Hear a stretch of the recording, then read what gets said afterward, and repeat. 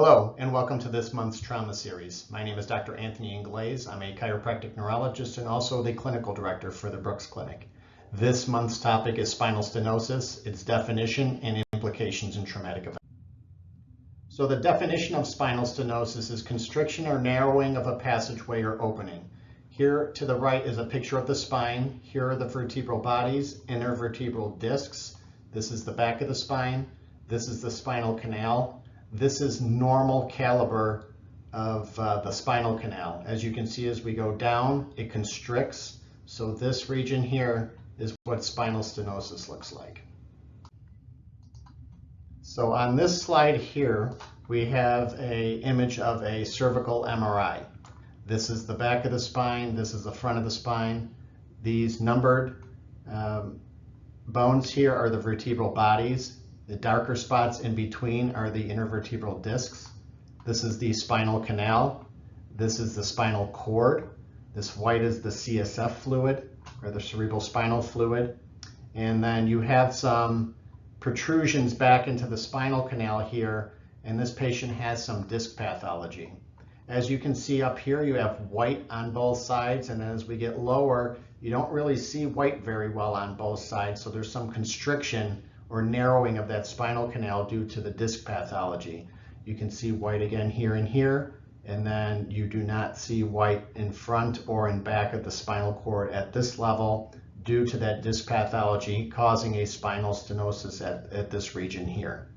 So obviously disc pathology can lead to spinal stenosis, and you can get some other factors like what's called ligamentum flavum, which is in the back of the spinal canal, that can build up and create some spinal stenosis, or the patient can be born congenitally with a narrower than normal spinal canal, which creates a pre-existing issue which complicates things, because if a patient is born with a lower caliber spinal canal and then they have a disc herniation on top of that, that's a risk factor because that canal is already small.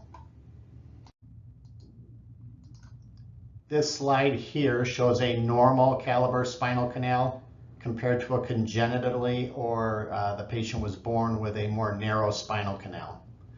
During a traumatic event, a disc herniation in that area will have a greater detrimental effect because there is no room in the spinal canal, and the injury can cause greater insult on the spinal cord or nerve roots. That's speaking in regards to a congenitally small spinal canal.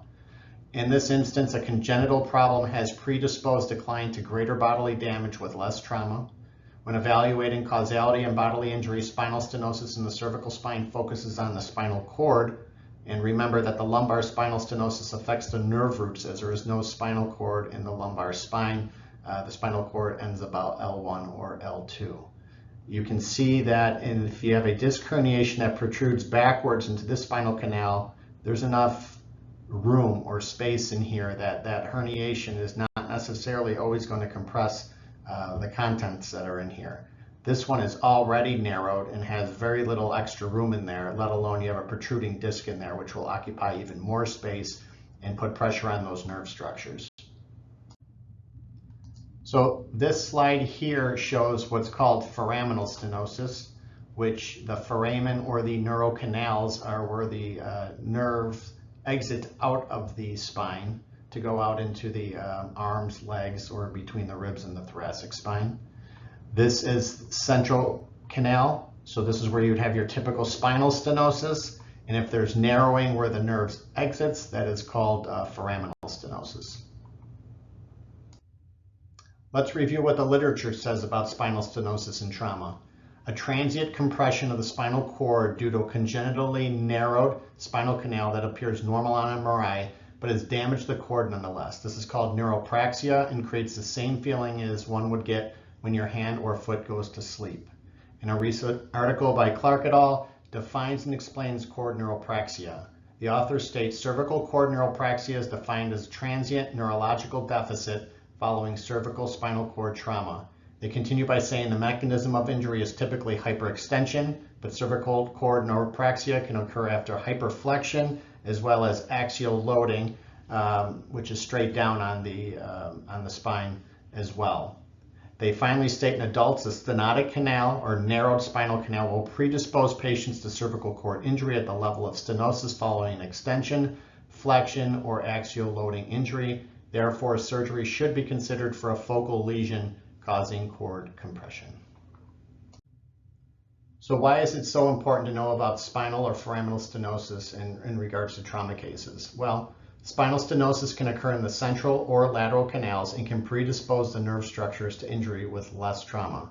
In some cases, this can occur with small or no disc herniation. Clinical evaluation that details and documents these events is a critical component of care in this patient population. And proper diagnostic workup, including neurological evaluation, advanced imaging, is an important part of determining causation, bodily injury, and correlation to persistent functional loss. To conclude, any patient that's been involved in a trauma that's having neurological complaints, including numbness, tingling, radiating pain, weakness in the arms or legs, bowel bladder dysfunction, it's imperative that they get worked up immediately with a full comprehensive history, physical exam, including a very strong neurological exam, and then that will lead to the proper diagnostic imaging, including X-ray, MRI, CT scan, whatever may be warranted to further evaluate and get the most accurate diagnosis, prognosis, and treatment plan for this patient. If you have any questions in regards to the topic today, spinal stenosis, foraminal stenosis, please reach out to me at 405-943-0303. Thank you very much.